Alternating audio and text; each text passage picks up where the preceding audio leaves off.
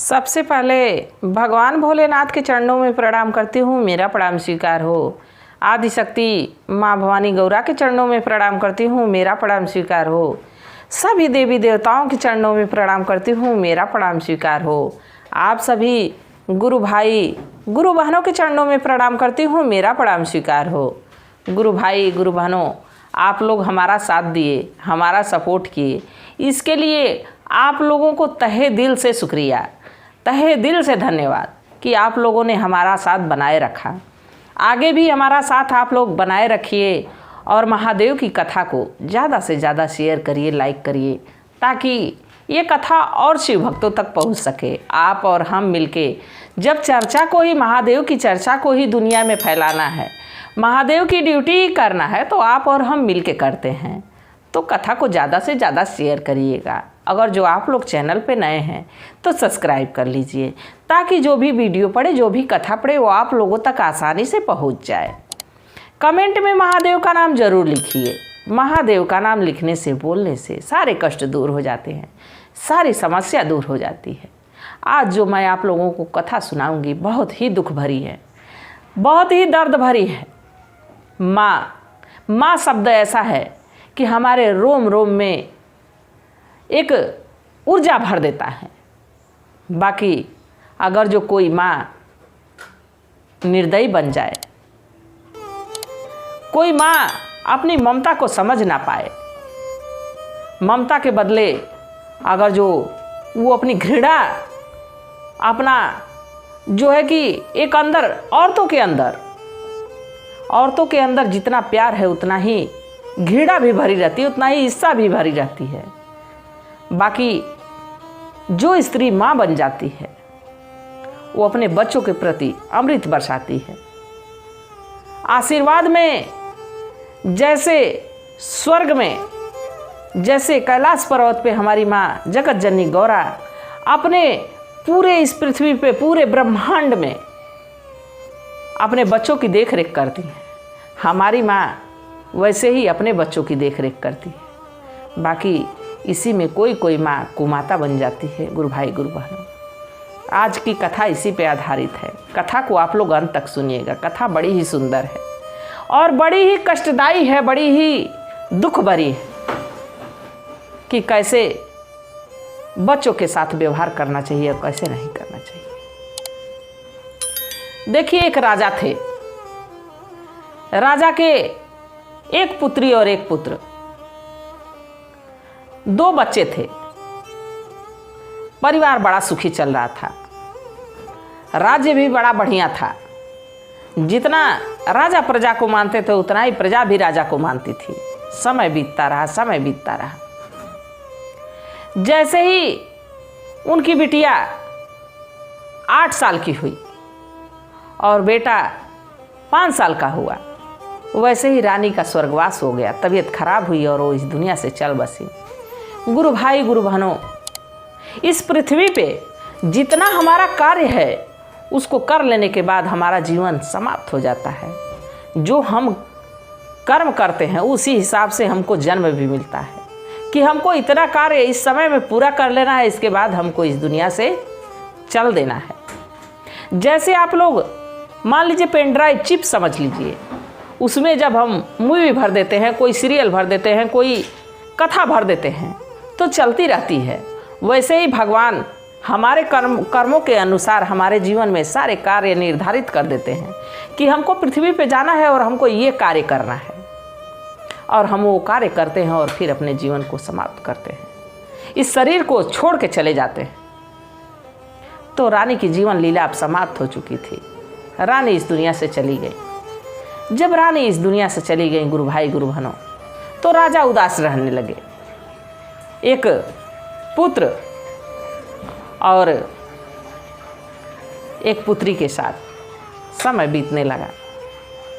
राजा की उदासी देख के उनके मंत्री, उनके प्रजा के लोग राजा को समझाते कि राजा साहब, आप विवाह कर लीजिए, रानी आ जाएंगी तो बच्चों की देख रेख भी अच्छी हो जाएगी और खास करके आपकी बिटिया है उसकी देख रेख बढ़िया से होगी। अब रोज़ रोज़ एक ही बात कहो तो कभी कभी कुछ कुछ बातें मन में घर कर जाती हैं। राजा को ये समझ में आया कि सही बात कर रहे हैं, लड़का क्या है, लड़का तो बड़ा हो गया, हमारा उत्तराधिकारी बन जाएगा, राज्य को चलाएगा, पर हमारी बिटिया को संभालने के लिए एक रानी की ज़रूरत है। राजा एक सुंदर राजकुमारी देख के विवाह कर लिए। राजकुमारी राजमहल में आ गई। अब बिटिया कम से कम 12 साल की हो गई थी, लड़का भी लगभग 10 साल का हो गया था। समय बीतता रहा। रानी राजा के सामने तो बच्चों से बहुत प्रेम करती थी, बहुत प्यार करती थी, बहुत लाड करती थी कि हम आपके परिवार को, आपके बच्चों को बहुत मानते हैं।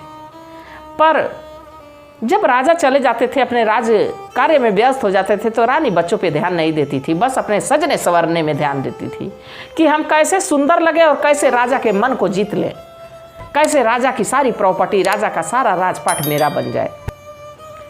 जब हम राजा की वजह से आए हैं, हम राजा के साथ रहने आए हैं, तो हमको धन से क्या लेना देना। हमारा तो सारा धन राजा ही है। राजा के वजह से राज्य है, राजा के वजह से प्रजा है, राजा के वजह से ये धन दौलत है, तो क्यों राजा के बच्चों को नहीं अपनाना। बाकी रानी के मन में जैसे गुरु भाई गुरु बहनों, आप लोग भगवान राम की कथा आप लोग जानते ही हैं, कैसे एक रानी के वजह से सारा रामायण लीला बन गया। तो वैसे ही रानी के मन में ये था कि ये तो हमारे सौतेले हैं, ये तो हमारे सौतेले हैं। सौतेलापन शब्द हमारे जीवन में इतना खराब है कि हम तो यही प्रार्थना करती हूँ कि हे महादेव, किसी भी बच्चे को सौतेली माँ और सौतेले पिता का जीवन में मुलाकात ना होने देना। ये सौतेलापन जिसके जीवन में आ जाता है, गुरु भाई गुरु बहनों, सब देखिए सारी औरतें एक समान होती हैं, पर क्यों दूसरों के बच्चों के साथ सौतेलापन निभाने पे उतारू हो जाती हैं।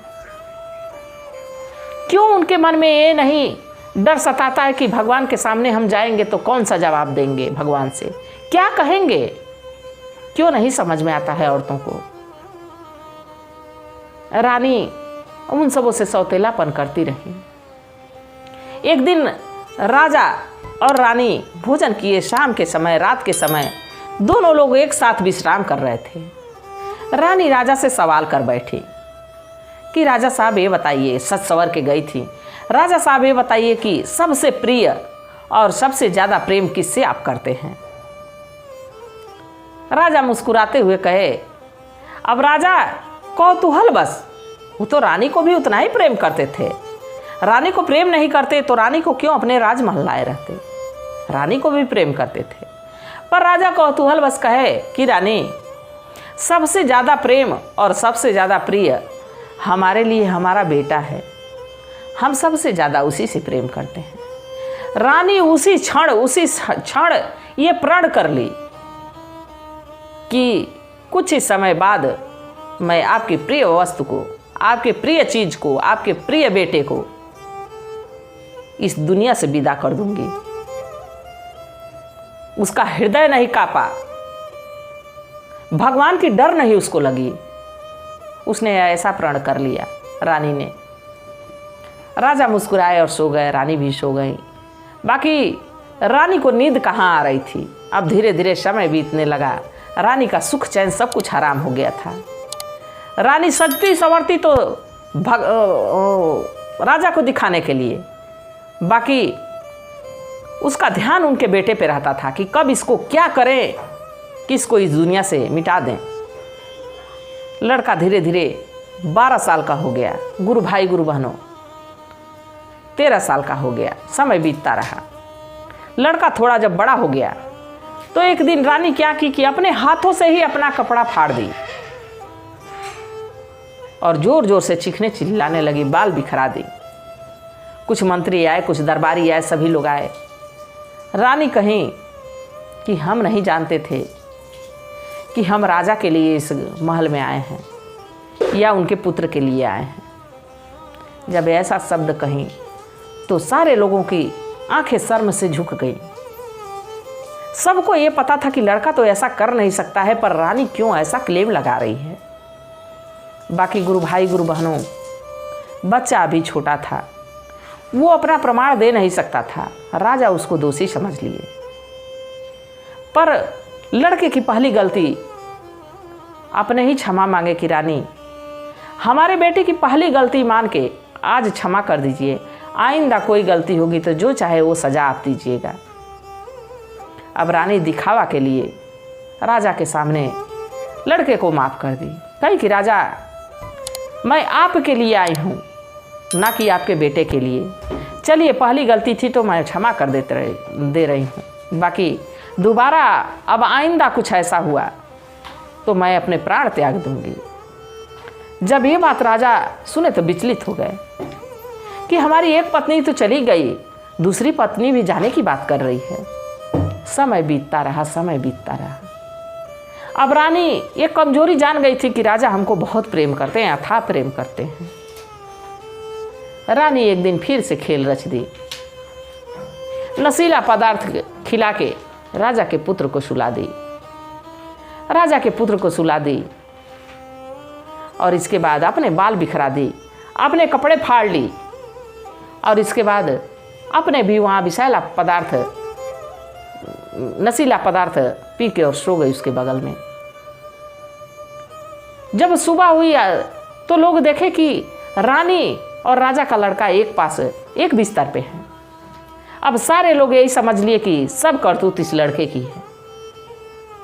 कोई प्रमाण नहीं था, कोई साक्ष्य नहीं था कि लड़का अपने आप को निर्दोष साबित करे या उसकी बहन उसको निर्दोष साबित करे। पर जो राजा की पुत्री थी वो महादेव की परम शिष्य थी। दौड़ी गई महादेव के सामने, शिवलिंग के सामने अपने सर पटक पटक के, हे महादेव, आज तो हमारे भाई को बहुत बड़ा दंड मिलेगा, हे प्रभु हम लोगों की मदद करिएगा। पर गुरु भाई गुरु बहनों, कुछ कुछ समय के हिसाब से पाप कभी कभी पुण्य पे भारी पड़ जाता है। कभी कभी पाप ऐसा सर चढ़ के बोलता है कि पुण्य दब जाता है, पर समय आने पे पुण्य फिर से उठता है। अब राजा आए, रानी रो रो के कहने लगी कि राजा साहब, मैं पहले ही कही थी कि आपका बेटा मेरे पे बुरी दृष्टि रख रहा है, पर आपने एक नहीं मेरी सुनी। आज हमारी इज्जत तार तार हो गई। जब राजा ये बात सुने तो कहे कि रानी जो चाहे आप दंड दे दीजिए। रानी कहें कि इसको तुरंत अपने तलवार से इसकी गर्दन आप काट दीजिए। राजा कहे कि चाहे अब काटूं और चाहे मैं थोड़े समय बाद काटूं, बाकी मैं इसको मृत्यु दंड दूंगा, हमको थोड़ा सा अवसर, थोड़ा सा समय दीजिए। रानी कहीं कि जैसी इच्छा। राजा उस समय कुछ नहीं किए। लड़की को विश्वास हो गया कि अब पिताजी हमारे भाई के साथ कुछ नहीं करेंगे। पर राजा एक दिन अपने पुत्र से कहे कि पुत्र, आज हम और तुम चलेंगे शिकार खेलने। बेटा बड़ा प्रसन्न पिता के साथ चल दिया शिकार पे। पर बेटा को ये नहीं पता था कि आज हमारे पिताजी हमारा ही शिकार कर लेंगे। गुरु भाई गुरु बहनों, राजा उसको जंगल में ले जाके और उसकी गर्दन को काट दिए, बोटी बोटी उसके शरीर को कर दिए। इतना गुस्सा था, इतना आग था।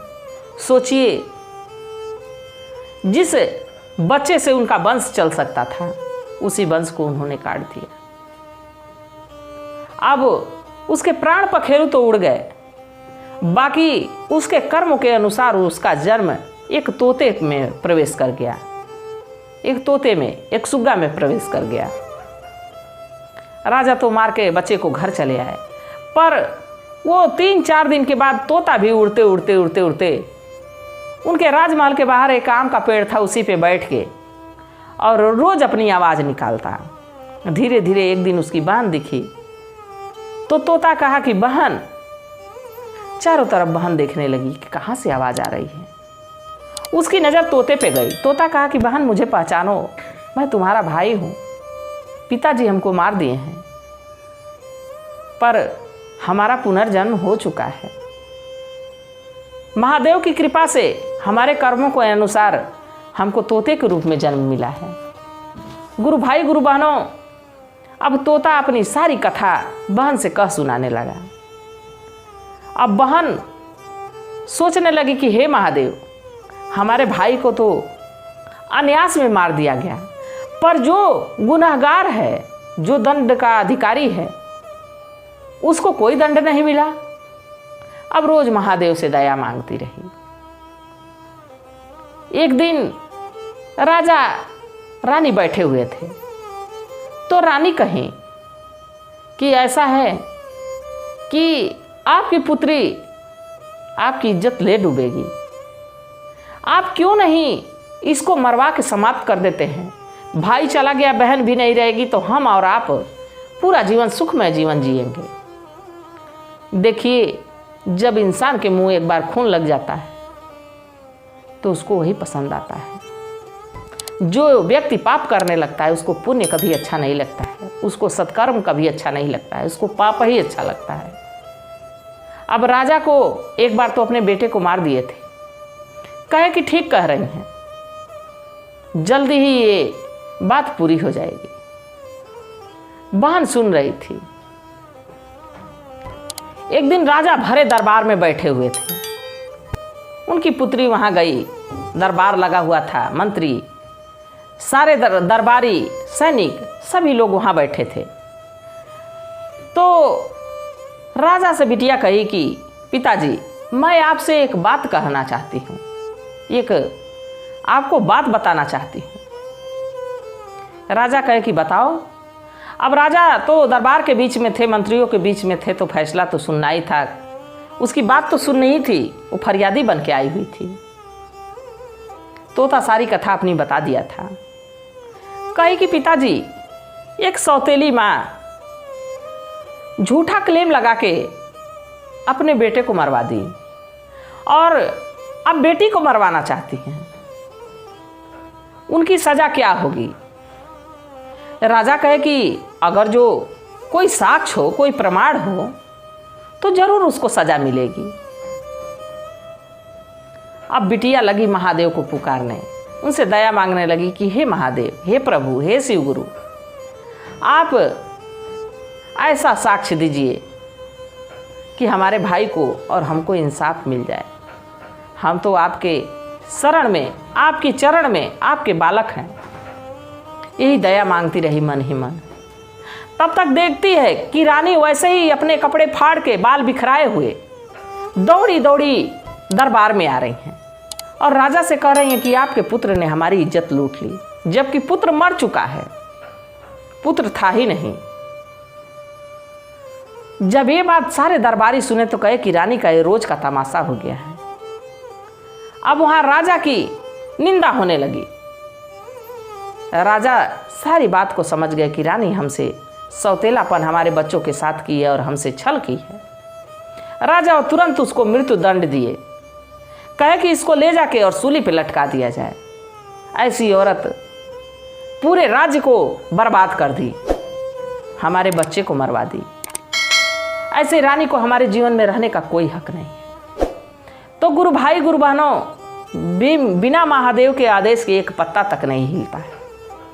महादेव ने तो इंसाफ दिलवा दिया उस लड़की को, पर गुरु भाई, गुरु बहनों, कभी कभी प्रमाण की वजह से, कभी कभी साक्ष्य की वजह से जो अपराधी नहीं रहता है उसको भी अपराधी घोषित कर दिया जाता है।